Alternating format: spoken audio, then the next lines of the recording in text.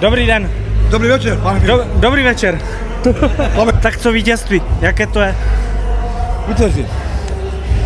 V prvom rade som ja tu došiel, aby som prehral či vyhral. To je teraz nejako ako retoričná otázka, že? To som vyhrať. A to, čo som ja schopnejší, mám lepšie natvičené ako ten pán, tak čo teraz? No, on mi urážal, že mi zaškrtí, že som ja to, a ja som povedal, urážajme, ale klietka ukáže všetko. Ja dúfam, že klietka ukázala viac než všetko. Dobre? A neviem presne, ja si to myslím, ja neviem. No a jedna otázka pre vás. Koľko času je podal KO? Ještě jednou? Koľko trval zápas? Jo, jak dlouho trval? Ano. Tak myslím tak 2 minutky, něco takového. Ano. V prvním kole to bylo samozřejmě. Čo je tak rychlý?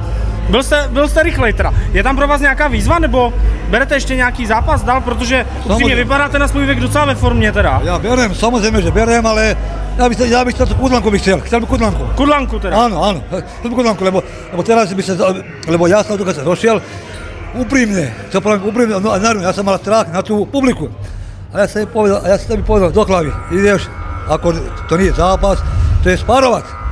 Jdeš spárovat? No, to je len spárovať, to nie je zápas, ako bylo, jeden zápasy, to je psychika, to je ovo, to je 1500 vecí, ale teraz na do hlavy iné spárovať, to sa stane. On je skúšal, takže teraz som ja bol lepší, na budúci bude asi niekto iný. Drž, daj mi to potom. No, cítil jste podporu z haly? Vnímal jste, jak hala urazila? Nie, ozaj, úprimne. Ja som bol, počkaj, hit.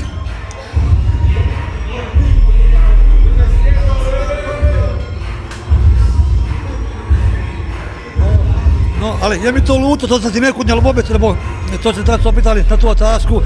Ja som si to vôbec, to som si vôbec ani to nekudňal, ja som bol sústredný úplne na zápas, že chcem vyhrať, no, a neprehrať, pravda.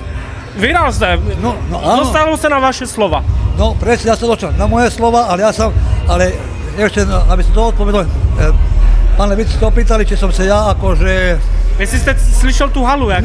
Nie, vôbec. Byl jste zavřený ve svým hlavě. Ja som bol, len som počúval moje vzruchu.